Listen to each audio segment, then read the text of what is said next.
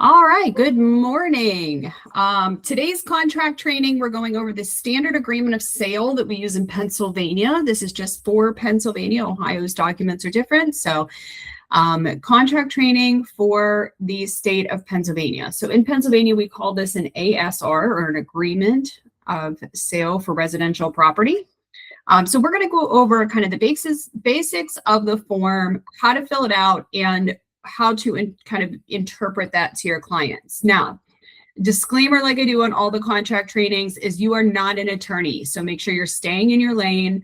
We're not an attorney. We're not giving legal advice, but you do want to ensure that you're pointing out a lot of the sections within the contract, if for nothing else, to ensure that your clients are paying attention to those areas. They are understanding what that section kind of goes over, and then they have the opportunity to read the contract fully, ask questions to you, or have their legal counsel take a look at the contract and advise them as needed.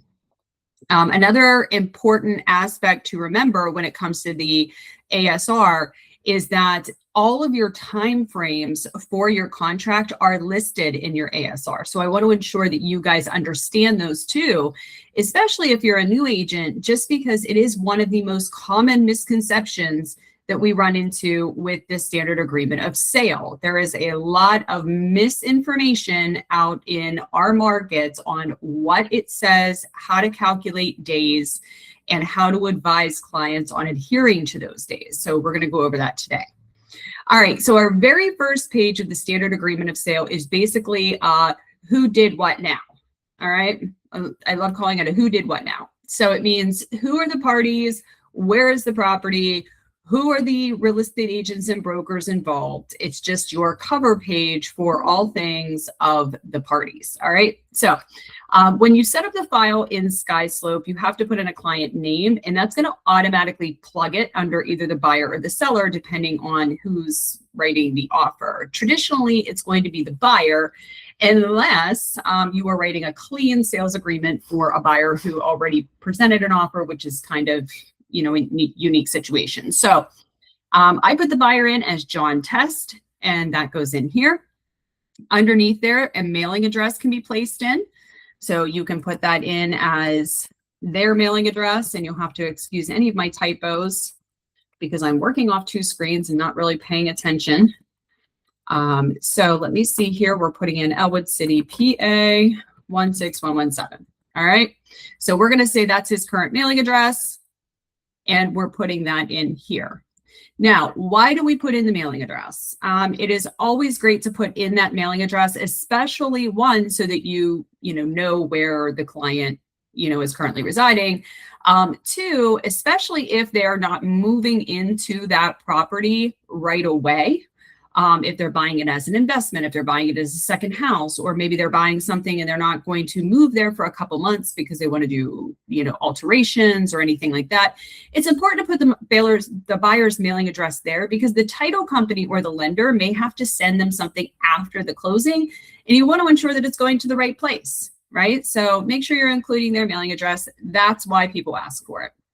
All right, with the seller, we're going to go ahead and put in the seller's name, and we're going to say that the seller is Sarah Seller. All right, and we represent the buyer, so we don't have Sarah Seller's mailing address. That is for the other party to fill out if necessary. So we're going to go ahead and leave that blank. Now, it's important to note here in the property. So point of pain with title companies, and especially your lender, is that the property information is filled out correctly. So when you're putting in the address, this means including postal city. The address is the mailing address for the property. So let's say that you are selling a property in Taylor Township, Lawrence County. Now, we know that there is not a mailing address for a 123 Test Drive, Taylor Township, Pennsylvania. It's not. Their mailing address is 123 Test Drive, Newcastle, Pennsylvania. And agents will argue all the time, well, this home is not in Newcastle, it's in Taylor Township. You're correct, but the mailing address is Newcastle. Okay, so it's important to understand that. They are asking for the mailing address, not the township.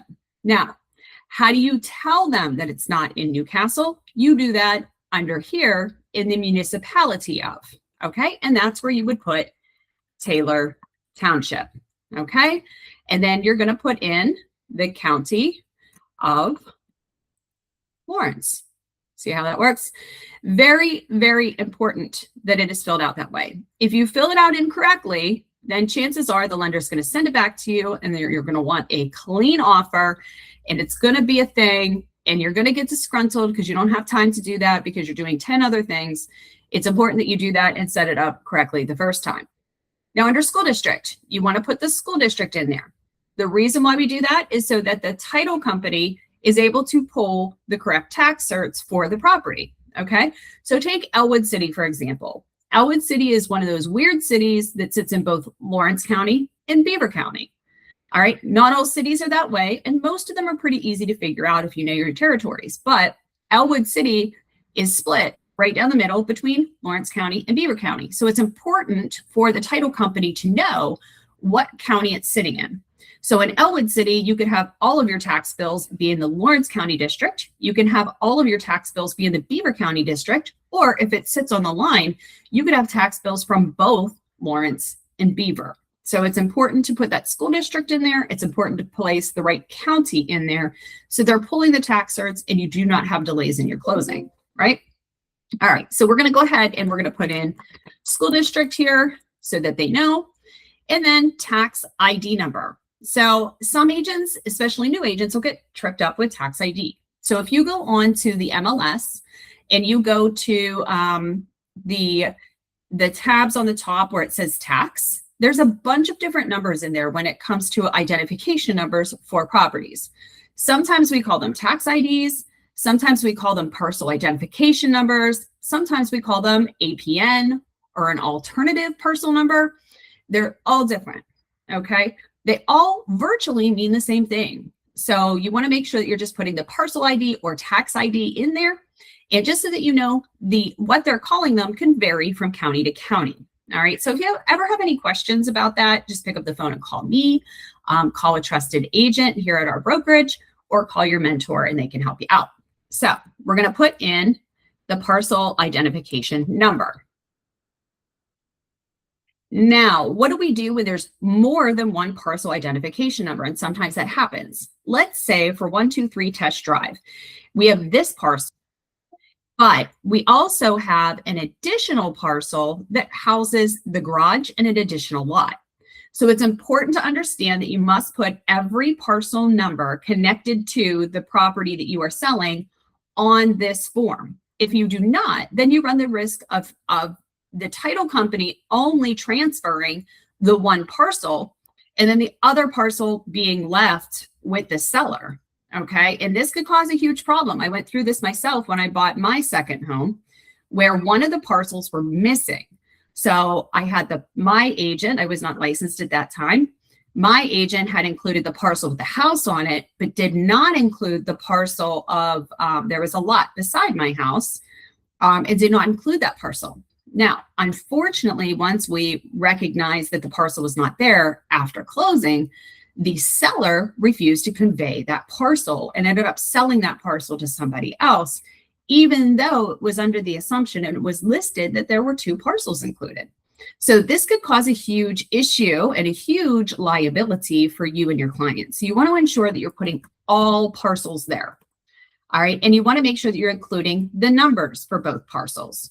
So let's say this includes two parcels, 0.02. Okay, so we've included the house, we've included the garage, we have both parcels, and we've confirmed that. Another step that I'd like you to take, which a lot of people don't, is adding the identification numbers. So you can add additional parcel IDs, lots, blocks, deed, book, page, recording date. So you can basically add anything that you want that would help further identify what's being included in the sale. In this instance, we are going to put plot lot, and then we would put in the parcel, put in the parcel IDs, lots 8 and 9, and we're going to put in house, garage, land. Oh. All right, so I've identified, again, the parcel identification numbers that are being conveyed, what lots within that neighborhood they're called, and that it includes a house, a garage, and land. Okay, so I've identified exactly what the buyers are placing an offer on. We want to ensure that this includes the house, the garage, and the land, and these are the two lots based on the parcel map that are being conveyed under the tax ID numbers of these. Okay, so just another step. All right, buyer's relationship with licensed broker. You do have to list your broker identification information. Your company address is unique to which office you associate with. You can put any office address of ours in there, but traditionally you're going to want to put in where you call home. And you know that we are, as a company, very laxed on which office you work out of. So whatever you call home can be in here.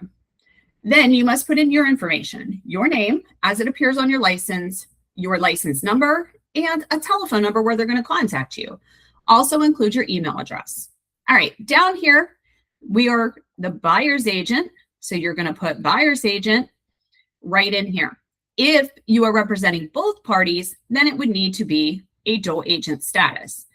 If you and another person from the same brokerage are representing the parties, it would be dual agent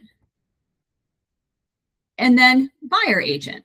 Okay, so keep in mind that the brokerage is an agent and you are an agent on the sales agreement. All right, so if it's the same broker on both sides of the transactions, it's a dual agent in the broker category. If it's different agents on this side of the category, meaning individual agents, then you have a buyer's agent and a seller's agent. Okay, if it's both and both, then it's dual and dual. Any questions on that? Because that can get confusing. Nope. All right, moving on. Down here, we're going to date the agreement. Traditionally, that's going to be the date in which you're writing the agreement, but you could be prepping it ahead. So go ahead and put in that date. Next, you're going to put in the purchase price. And the purchase price is written two ways, one in a dollar amount, one in a word amount. So we're going to say that this home is going to sell for $250,000. When you're using SkySlope forms, when you put in 250, the worded amount actually comes up for you, so you don't need to type it. Okay. Next, we're going to go over the deposit. Deposit, hand money, escrow money, earnest money, whatever you call it, this is where we put it. All right. So initially, or in most cases, you're going to collect an initial deposit within 5 days of the execution date. You're going to want to put that in here in numeric form. Now, sometimes you will have situations where maybe the buyers have agreed that they'll pay $1,500 up front and they'll make an additional deposit after the inspection period has passed. So if that's the case, you can put that in here. That's very unusual. You probably will not run into that situation, but if you do, it's there. We also have another line in here that says that you maybe have like additional things that you've negotiated into the contract when it comes to the deposit. You can place that in here if you'd like, but again, that's very unusual. And for this training, since this is a newer agent training, we're going to go ahead and skip that. If you run into that situation, please come and see me. I'd be happy to walk through it with you. Now, on section B, all funds paid by the buyer, including deposits, will be paid by check, cashier's checks, or wired funds. I've had some questions on that. Do we accept checks here at the brokerage for earnest money? The answer is yes, we do. When we talk about wired funds, how does a client wire in funds? Well, you use the Earnest app. If you don't have the Earnest app, you will need to download that to your phone from your app store. When you're spelling Earnest, spell it with 2 N's, not 1. And you'll be able to download that. If you need any help, you can reach out to your office TC and they'll be happy to help you set that up. C is important. Deposits, regardless of the form of payment, will be paid in US dollars to brokerage for seller, unless otherwise stated here. If you're somebody who's been in the business for a while, then you know that our old sales agreements used to automatically have the buyer's agent hold the escrow. That is not the case anymore. They changed that, I want to say, around 2021. So this means that the deposit is given to the seller's agent. I highly recommend that you change this and you place in our brokerage as who is holding the escrow funds. So go ahead and put that in there. We come down to section 3. Another super common question I get is when it comes to buyer agency fees and seller's assist.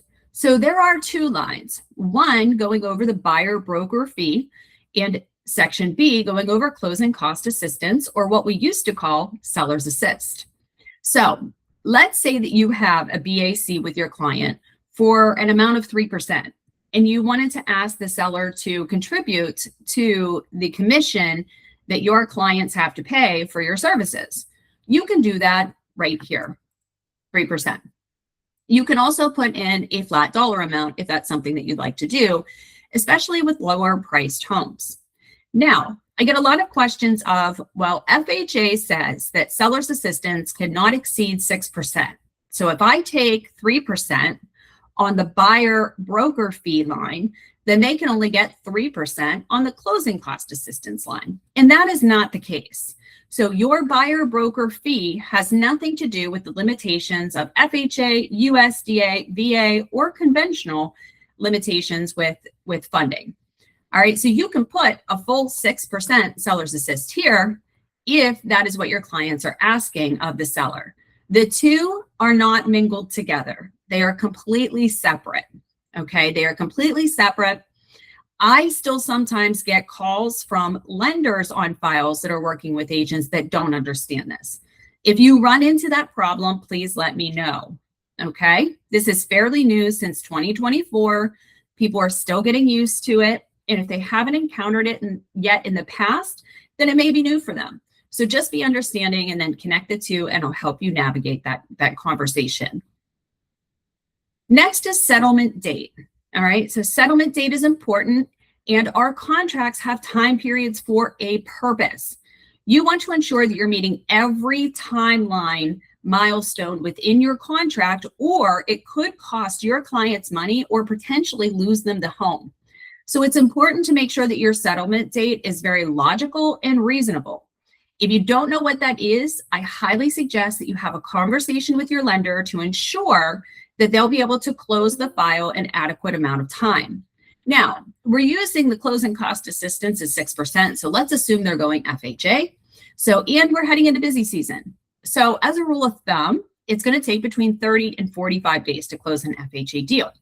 Now, when you read this contract, it says settlement date is on a date or before. Or before. What it doesn't say is or after, okay? So I would rather you give yourself a small little window of buffer than try to rush the deal through and then not be able to close. So let's put this for about 45 days out, and we're going to go ahead and say it's going to close on June 1st. Now, if the lender can pull it together sooner than that, and we can close end of May, that's great. But again, we have until June 1st to get this closed.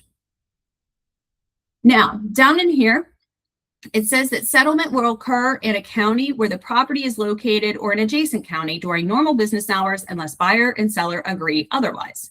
So when you're scheduling your closing, especially if you're selling a property that's pretty far away from your home, let's say, for example, you live in Mercer County and you sold a house in Allegheny County, you cannot force the parties to close in Mercer County.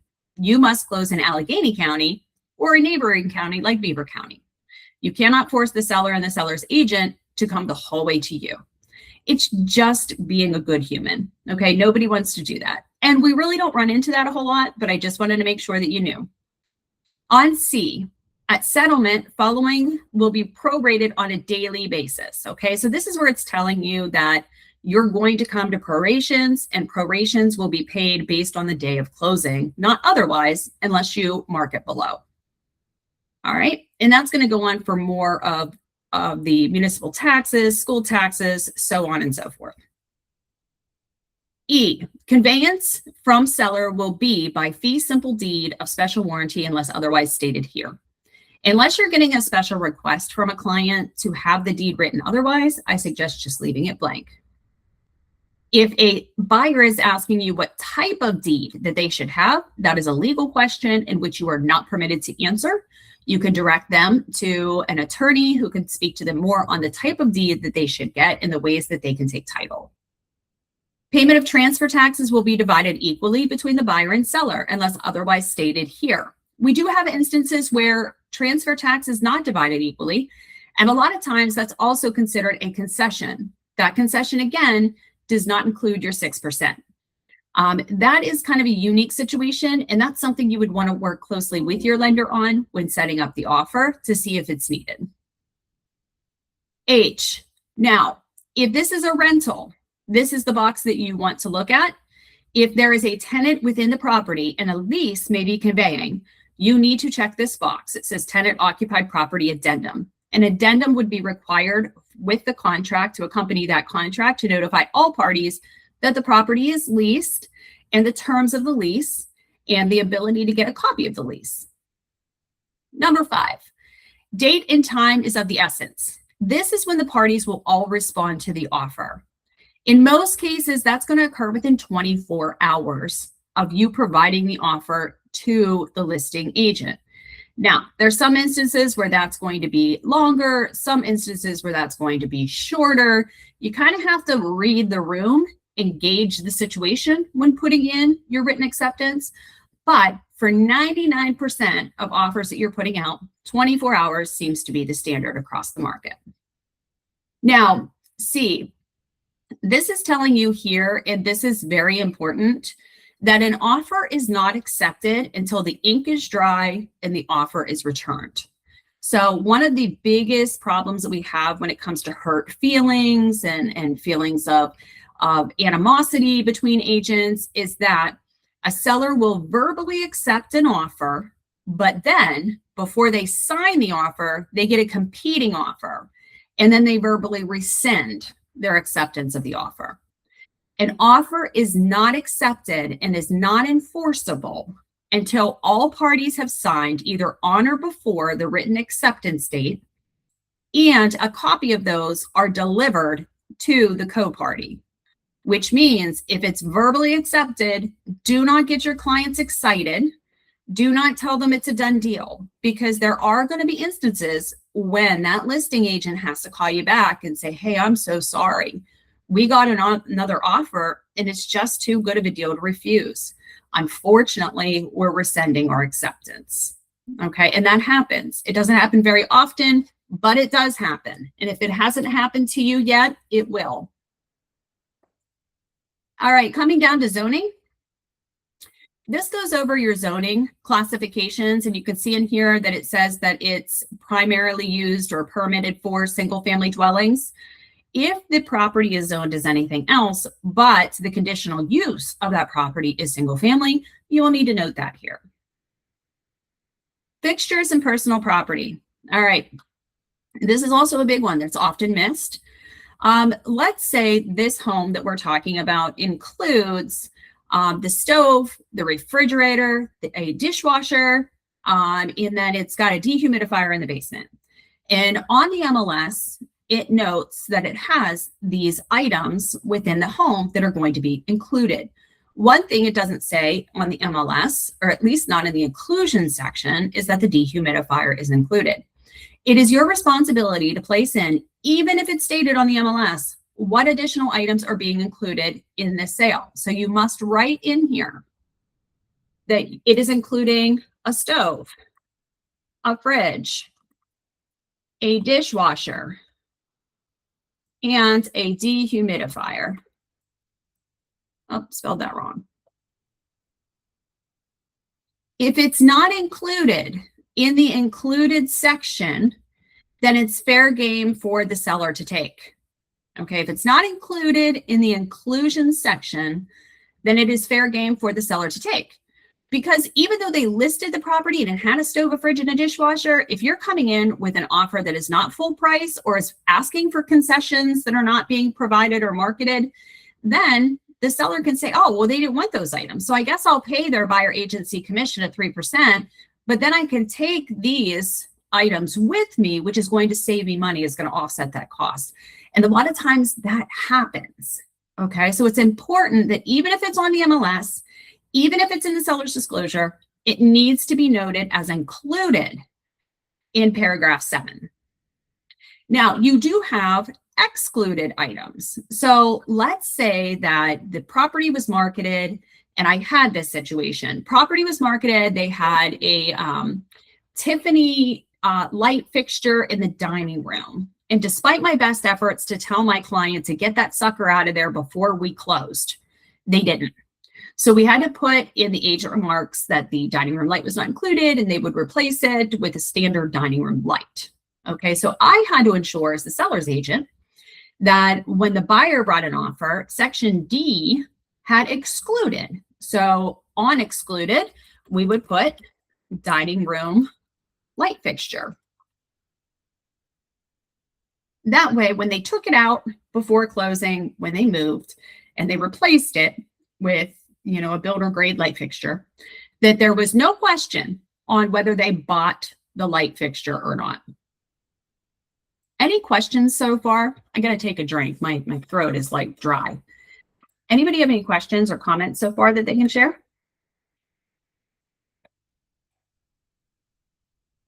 No, you guys are quiet. All right. Coming down to financing. This is where you say that whether they're getting a home, a mortgage or not. Option 1, buyer is not obtaining financing. So this means is a situation where they're going to be paying cash for the property. Okay, so no financing. Option 2 is waived, which means the sale is not contingent upon financing, but the buyer still has the right to get a mortgage. Okay, so this would be a situation where you have a buyer and the buyer has enough cash to close, but they don't want to use their cash funds. So they may want to get a mortgage, but if they can't get a mortgage, they have the cash. So it's not a big deal, right? That's where you use that situation. Situation 3 is elected, that the home is contingent upon buyer obtaining mortgage financing according to the terms outlined in paragraph 8H. All right, so this is going to be your traditional type of buyer who's doing FHA, USDA, VA, conventional. All right, so 90% of the time, this is going to be your option where it is elected, but there are situations where people are paying cash. Good for them. Kudos, man.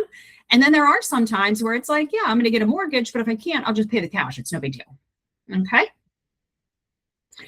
Now, buyer may elect to make this agreement contingent upon financing, regardless of any contingency elected in this agreement. If the buyer chooses to obtain financing, the following will supply. All right, so this is where you're saying they have to make formal mortgage application within 7 days. So this is a time frame that your clients have to adhere to. So when they're making mortgage application, we know that they went in for their pre-approval ahead of time. They have their pre-approval letter. Hopefully it's a pre-approval and not a pre-qualification. We've touched on that in other trainings. Pre-approval only, no pre-quals. So they have their pre-approval, but that is not formal mortgage application. So that happens after the agreement is accepted. They must get in with the lender. You must provide the lender the documents to tell them what they're financing. And then they start the mortgage process. They open the file and they start disclosing the mortgage. Okay, so they have to do that within 7 days. And a lot of clients will want to drag their feet and say, oh, we're going to do that after the appraisal comes in or after the home inspection. The answer is no, they cannot. The minute they do not make formal mortgage application within those 7 days, their contract is voidable and they could potentially lose their hand money because they did not follow the steps outlined in the contract. Best rule of thumb as we're going through these time periods is put like task reminders on your calendar that remind you of when these things are done, because it's really hard to remember these time periods. So I always put little like tasks on my Google Calendar that says like, this is mortgage application date. This is the contract date for this property. This is the reply to date by this property. So as we're going through these, make sure that you're putting those calendars, whether you have a check sheet or a folder or you're putting those in your calendar. Absolutely, I highly suggest that you do, just to keep your mind very clear on what those time periods are. Okay. Next, this one here is important. Number 3, if the mortgage lender gives buyer the right to lock interest rates at or below minimum levels desired, buyer will do so at least 15 days prior to settlement. Okay, so that's more of a lender thing. All right, next is FHA VA box. So when you're writing a sales agreement with FHA or VA, there is this box here that says that the home must appraise for the amount of the purchase price. So we're going to put that in there, or they don't have to buy the property. Now, if you're working with a conventional buyer and you still want it to be contingent upon the appraisal, you have to do an appraisal contingency addendum in addition to the sales agreement. But with FHA VA, it's already included. That language is already included in here. There are these 2 boxes here. Buyer has received the HUD notice for your protection, get a home inspection. I would suggest clicking this box here, and then getting them that addendum. If your offer is accepted, you can get that to the lender.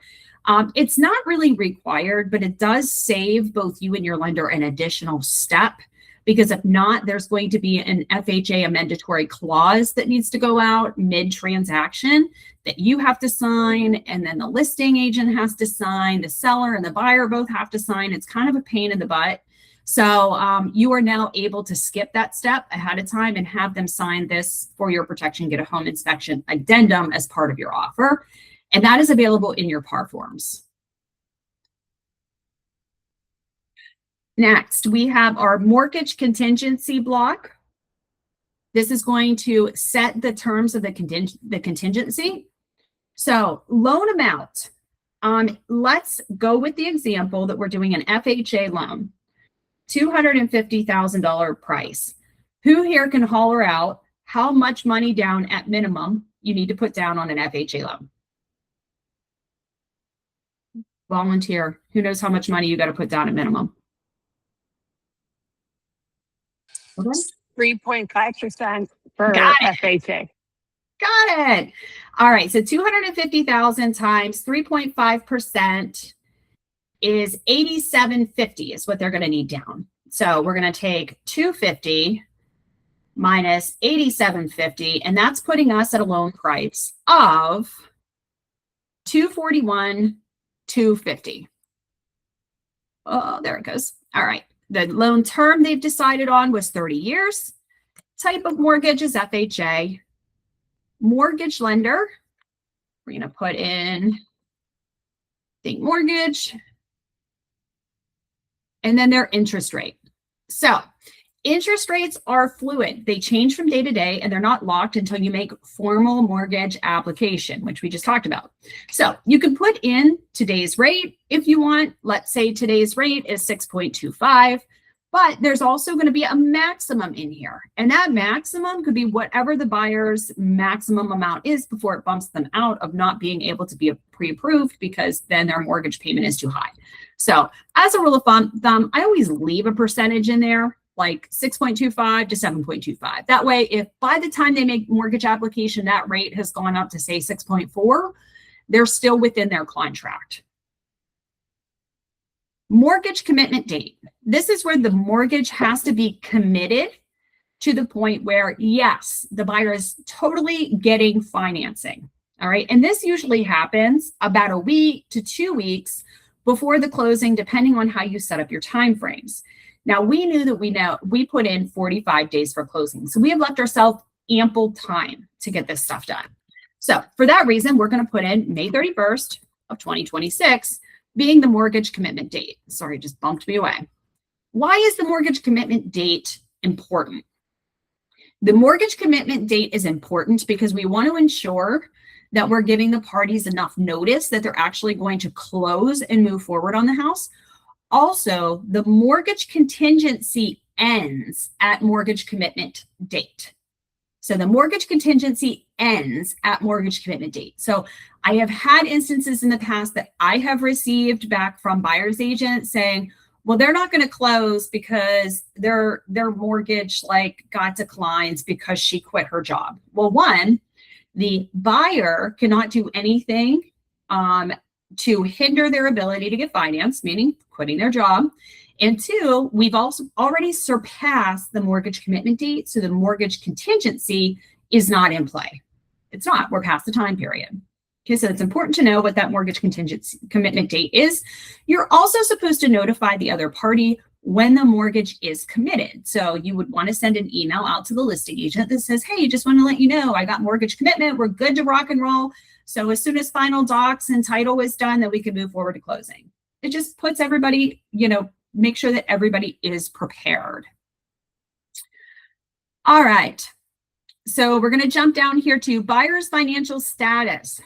If there is a change in the buyer's financial status that affects the buyer's ability to purchase, buyer will promptly notify seller and lender to whom the buyer submitted a mortgage. All right. So if there is anything like the buyer loses their job, they are incapacitated and unable to work, it is important that the buyer notify you so that you can notify both the lender and the seller.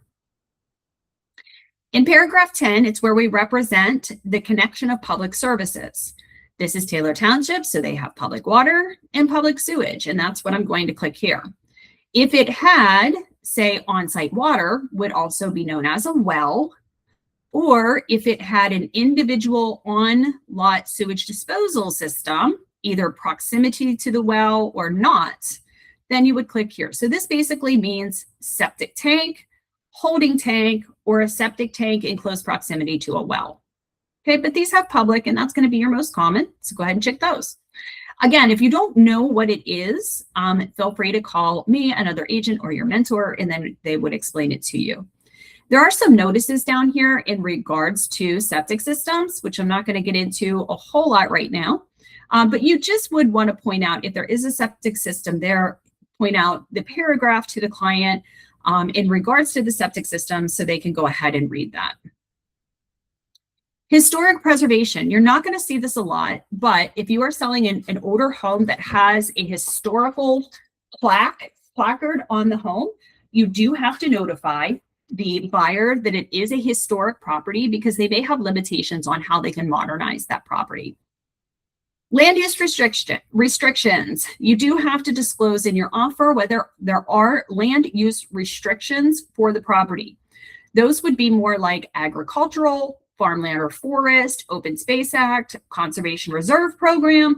It is the responsibility of the listing agent and the seller to notify buyers on the seller's disclosure if there are land use restrictions. So if you do run into a situation, and usually these are very big plots of land, these do not really, we don't really see these on our average residential properties, but if you are selling like a big farm or a big forest area that abuts a national park or something like that, you're going to want to look into that just to ensure that there are no limitations or restrictions on the property.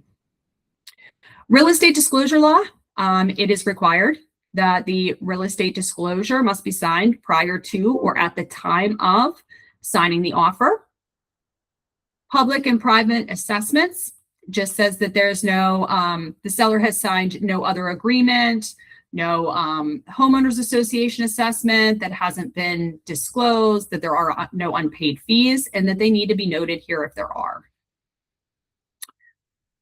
This goes over internet devices, recording devices on the property. Now we're getting into inspections. So inspections is always a hot button thing. The buyers have the right to inspections, whether they're going to be contingent upon the sale of the property or not. They have the right to do their own due diligence with the property. There's a couple different inspections that they can have. They can have a general home inspection, which goes over basically the general house from roof down to the basement.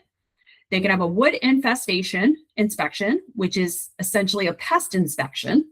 So that's going to check for things like termites, powder post beetles, wood-boring bees, carpenter ants, those types of things. Deeds, restrictions, and zonings, that you would have an attorney do. So this is going to check for things like you're buying a single-family property, but it's in a downtown area, and you want to ensure that you can use it for commercial purposes. All right, so you would have the deed restrictions and zoning inspection elected very unusual, but they would need to go to legal counsel for further information. Water service. This is only for wells, community water, on-site, non-public utilities. All right, and water service could be a well flow and recovery test, or it could be a lead nitrate test. A lot of times it is required for certain types of financing. So if you do have a well, check with the lender to see if it is required. Radon. We all know that radon is a naturally occurring gas that sometimes gets trapped inside a space with not enough oxygen and can be harmful. So if they want to have a radon test, they can either elect it by initialing here or waive it by initialing here. On-lot sewage just means septic tank or holding tank. So if it has a septic tank or a holding tank, your clients may likely want it inspected, and it is a great idea to have it inspected. A failed sewage system is one of the most expensive repairs of buying a property. So installing or repairing a bad septic system could cost your clients anywhere between $40,000 to $60,000. So it is highly suggested that if it has a septic tank, that you highly suggest to your clients that they have the septic system inspected to ensure that it's not working. In my career, if we sold a house with a septic system and the buyers refused to get it tested, I had them sign a hold harmless when they waived their inspection, because I did not want to be liable. And we all know that we have old homes in this area and we have a lot of non-working septic systems. And food for thought, just because the toilet flushes doesn't mean your septic tank is working. Okay. Property and flood insurance, you can elect it or waive it. So it really just depends. This kind of helps them if they're getting, say, flood insurance, or if they're getting any type of special insurance. That's when you would really use this field. For just traditional property insurance, it's not really needed because that'll fall under the mortgage contingency. Property boundaries is a survey. All right, so keep in mind, if somebody elects a survey, surveyors are currently 3 to 4 months out. 3 to 4 months out. So you just want to make sure that your buyer knows this, and you want to set your closing time appropriately. In this area, we have a huge problem with surveyors. We do not have enough surveyors in this area. Okay, so you are 3 to 4 months out at minimum to get a survey on the property. So you want to ensure that your clients know that unless they know somebody, or unless we get lucky, they may be 3 to 4 months out from getting that survey back. Lead-based paint test, only for properties built prior to 1978. Your home inspector can traditionally do those. And then under the other field, this is for anything else that you want to have. So let's say on this property, we want to ensure that the sewer lateral lines are good. So we're going to do a camera test of sewage line. And we're going to add that in because that is a concern of the clients, because their last house, they had a busted lateral line, cost them $10,000 to repair. So we want to get a camera test of the sewage line here. So that's where you would add in the other. All right, down below here, it says the contingency period is blank days, 10 if not specified. I always put out 2 weeks, especially in the spring and summer, just because we do get backed up. And sometimes it can be hard to get it on the schedule that kind of works for you and for the buyers and for the inspector. So it gives you a little bit of leeway. I always put 14 days in there. I mean, it's really up to you how you're stacking out your offer. You have the freedom to do it however you want. But if you're not in in fire mode where you've got multiple offers, I'd put in 14 days just to give yourself a little room. So understand that with the inspection contingency, you should be prepping your clients that they want to look for things that were not visible, deficiencies that were not visible at time of offer, were not already disclosed by the seller, and were hidden, not meaning like the seller hid them, meaning like behind a wall, or, not really, in your face if you don't have a trained eye type of things. These are the things that they're going to be looking for. You need to set them up when you're doing that offer in advance to have proper expectations on how this is going to work. So homes are priced in the condition as they sit. So if the seller puts on the disclosure, well, the roof is 25 years old And then the inspector comes out and says, yeah, there's no leaks with the roof or anything like that, but it is past its useful life. The buyers don't really have a right to come back and say, you didn't tell me that the roof was old. I want you to put on a new roof. Okay, so you need to set up those proper expectations ahead of time. So you do want to go in and check these contingency periods very closely. So the day that the offer is signed and accepted by all parties, that is day one of the contract. So that full 24 hours. So we usually say, okay, if it's signed on the 16th, day one would be the 17th. Okay. And then you have to count out 14 days. You have 14 days in which to complete your inspections and have your report back. After that, you have 5 days for negotiation, not 5 days to send in your BRI, 5 days for negotiation, which means that 5 days following, you have the BRI that's sent to the seller's agent. The seller then comes back and says, I counter with this. You come back and counter with that. They come back and counter with this. That all has to happen within 5 days. And at the end of the 5 days, the CTA has to be signed saying we're either moving forward or we're not. It doesn't mean that you have 5 days after the 14 to kind of kick the can and talk about the inspection and go back and forth. No, you have 5 days total. 5 days total from start to finish after those 14 days. Now, you can start that process early if you want, but you still got 5 days. So let's say the inspector got out there right away and you're 10 days into the inspection period and they know exactly what they want. Can you put in the BRI? Sure, you can, but you still have 5 days. Okay, you still have 5 days. Now, we run into lots of situations where the seller gets the BRI and they're ho-humming around and we're at 5 days and they didn't respond. What happens then? Well, if the seller didn't respond during the negotiation period, you can see if no mutually accepted written agreement is reached, or if the seller fails to respond during the negotiating period within 2 days following the end of the negotiating period, the buyer either automatically accepts the property because they didn't terminate, or they need to file a termination. There is no room for interpretation. There is no room. There are no verbal agreements. You and the listing agent can't say, oh, well, it's fine. We'll just let them go. No, the buyer loses their right to get repairs or any type of monetary compensation if they do not respond. So remember, you have your inspection period, which is when to get the inspector out there and to have conversations with your client. Once you submit that BRI on day 14 or before, you have 5 days to negotiate with the seller and get something in writing. If the seller doesn't respond because they're getting bids or they're getting this or they're getting that and they've kicked the can and now we're at day 5, your buyer has to either accept the way things are or terminate.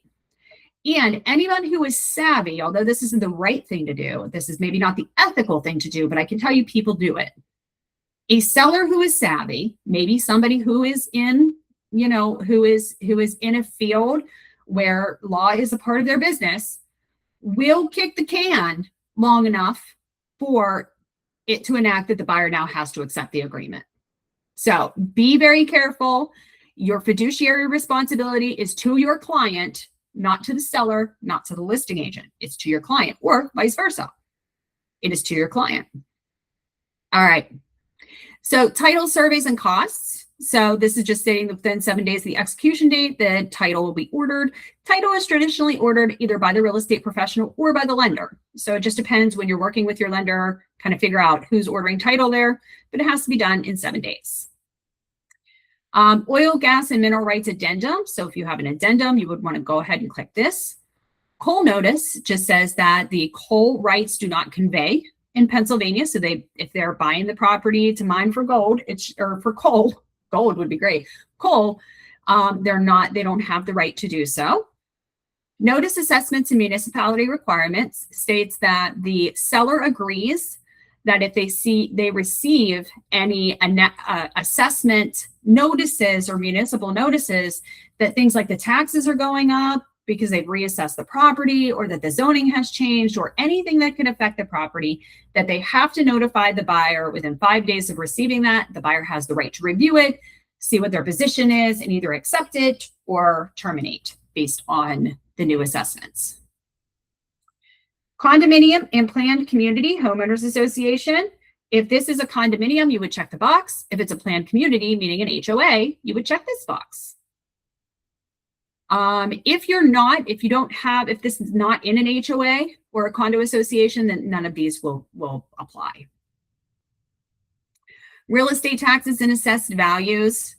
This goes over that, everything's prorated at the sale, and that they have to get the authority, the assessment value from the taxing authority. Maintenance and risk of loss. This is a big one. When a buyer is putting in an offer, they're stating that they will accept the property in its current condition. But during the period of that 45 days that we put in there, during that time period, the seller has to maintain the property, meaning that they have to cut the grass, they have to make sure nobody breaks in, they have to keep the utilities on. And if the house burns down before the buyer can buy it, then the buyer doesn't have to buy it and they get their money back. Okay, so just a little protection. And believe it or not, sometimes that happens. Sometimes houses catch on fire, sometimes they're vandalized, sometimes water lines break. So it's important to have it in there. This is something that I really want to call everybody's attention to, because this is a really hot topic in real estate right now. Home warranties. You are required by law to offer a home warranty on a property. If you are not offering that to your buyer, you could be legally liable for either gross negligence or discrimination. We've been getting more intentional about home warranties. We're seeing more and more cases of agents losing their license or paying fines or having to turn into their E&O because they have not provided home warranties. Now, your client they do not have to buy a home warranty. They do not have to buy one. It is totally up to them whether they buy a home warranty, but it is required for them to be offered a home warranty. We're going to be doing some more home warranty training because this is becoming an issue. It's becoming a big issue. We're getting a lot of reports of post-settlement, deficiencies with properties, things that are breaking. And I tell you what, like the minute something goes wrong within the first 30 days at a home where you represented the buyer, they're coming after you. They're coming after you. They have to start being informed about home warranties. Okay, so we'll get more into that. Recording, this will not be recorded in the courthouse. Assignment means there's no third-party assignees allowed, which means you're not allowed to write an offer and then assign it to somebody else. Governing law and venue, do whatever you want with the contract as long as it confines with the law. Foreign Investment of Real Estate Property Tax Act of 1980. This is really not going to come into play unless your client is not a U.S. citizen. If they are not, there's an additional tax that is required by the U.S. government. Notices regarding convicted sex offenders, Megan's Law. Everything that our clients tell us is confidential unless they put it in writing, with the exception of Megan's Law. So if you represent a client who is moving into an area, it is your duty to notify the state police that they have moved into the area if they appear on Megan's Law. Representations here, who the parties are being represented by, and that they can't use logos, trademarks, or otherwise without our written consent. Default, termination, and return of deposit monies. I've got to stop here for just a minute. Let me be very clear, because I hear a lot of talk, and I'm looking at the faces on here. I'm not going to point out who, but I've heard talks and conversations from people on here. Never tell a client, don't worry, if you terminate this property based on your inspections, you can get your hand money back. Never tell a buyer that if your mortgage is declined, you'll get your hand money back. Never say that, because it's not true. I understand that we have contingencies in place, right? We have contingencies in place for a reason, to protect our clients. However, the law here in Pennsylvania is very clear. The parties must agree, meaning the seller and the buyer must agree to mutually release money before it can go anywhere.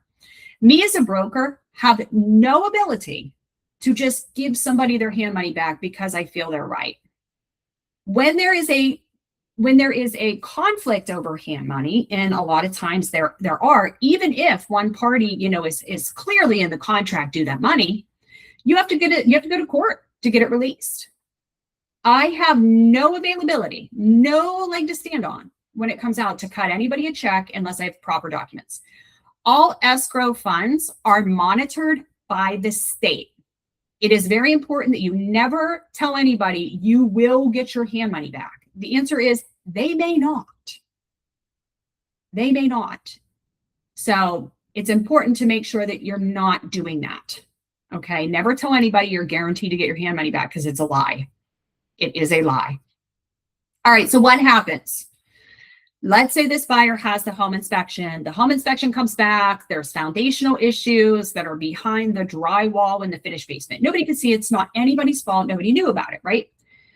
So we decide to terminate the deal. We fill out our termination. We put that we want our $1,500 to go back to the buyer. And the seller says, no, I'm not signing it. What do we do then? Anybody want to chime in?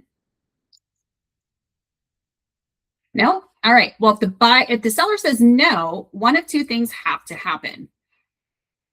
The buyer or the seller can file suit against the other for the money. And a lot of times, if it's under $10,000, that happens by magistrate court. The buyer or the seller has to file suit against the other to release the money. If a suit is filed, our office, if we're holding the escrow money, needs to be notified of the legal filing over the hand money. That puts a freeze on that money, puts a freeze on it. We can't do anything with it indefinitely until we get a court order telling us to. Now, a lot of times what happens is the seller won't sign the release of hand money, but they don't really come after the buyer either. They just want to make it inconvenient for the buyer, right? So this is what happens. In this paragraph, which is very important, buyer and seller agree that if there is a dispute over the entitlement to deposit monies that is unresolved, put in 30 days, please. It pre-prints at 180. This says that if the buyer and the seller have a dispute over the hand money and neither party files suit against the other within 30 days, the broker can then release the hand money to the party it was paid by. Okay, so what happens then is once we hit 30 days post-settlement date, not post-termination date, post-settlement date, or any extension thereof. So remember, we're closing June 1st. So 30 days from June 1st, the buyer can then send the broker a certified letter with return receipt, signature required, that says there was a dispute over hand money, and according to paragraph C, they had 30 days to file suit. They have not done that. Can I please have my hand money back?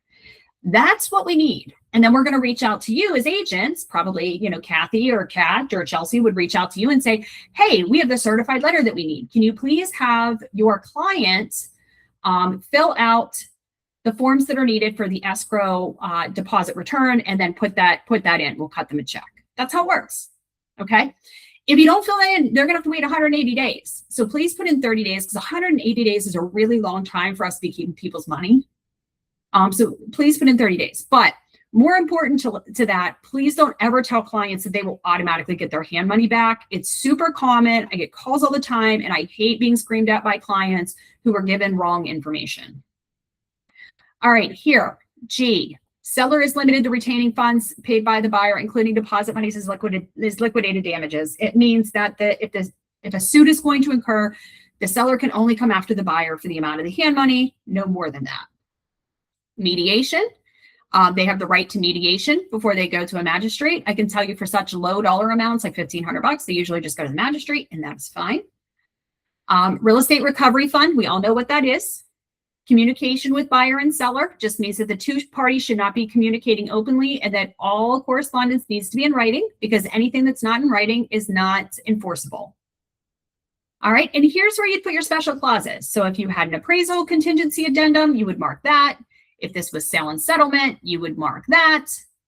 Or if you have another form here, like tenant occupied property addendum, you would put that in here. Additional terms. Please get used to, and I have a feeling that we will be, where'd my screen go? I don't know what happened here. Sorry, I have to refresh it. I think it bumped me out. But please get used to, on that last page, putting in and asking for a home warranty to be paid by the seller for 1 year for the buyer, for your own protection. We used to do that, you know, when I was in real estate until we hit COVID and the market went just completely bonkers. That used to be a requirement that all sales agreements were pre-printed with that language on the last page. And we are considering making that change just because we are hitting so many problems with post-closing issues. So in here, you would put seller to provide home warranty through, and we'll put America's Preferred for the buyer at closing at a cost not to exceed $500. There, it's part of your offer. Now, if the seller will not provide that, it can always be taken out, and then the buyer can decide whether they're going to do that home warranty themselves. If they choose not to do the home warranty, they should be signing a home warranty waiver. So keep in mind, with America's Preferred, as long as you are selling the home warranty, or if you are getting a waiver on the home warranty, we have that in the file. It shows that you provided it. And if there is any type of litigation on the file post-close, America's Preferred covers your $5,000 legal deductible. Okay, so this is super important, because if we get any type of lawsuit, we have to ask you for your deductible. The first question I'm going to ask is, did you get a home warranty waiver?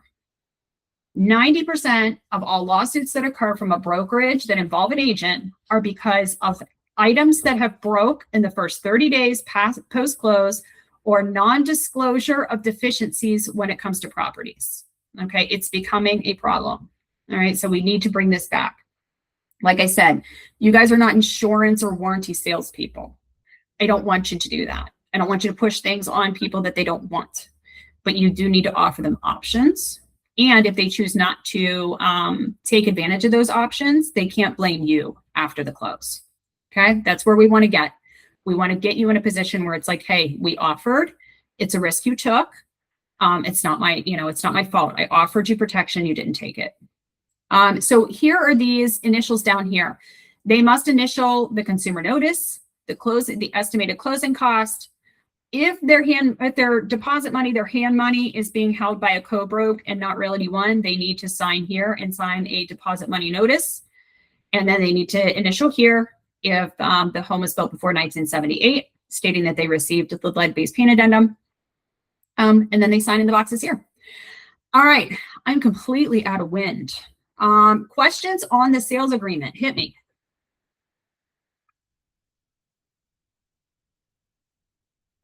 None? You guys are sleeping, aren't you? All right. Well, I appreciate everybody tuning in. Hopefully you learned something new or just got a refresher on things you already knew. Like always, I will stay on the line in case you have any questions or need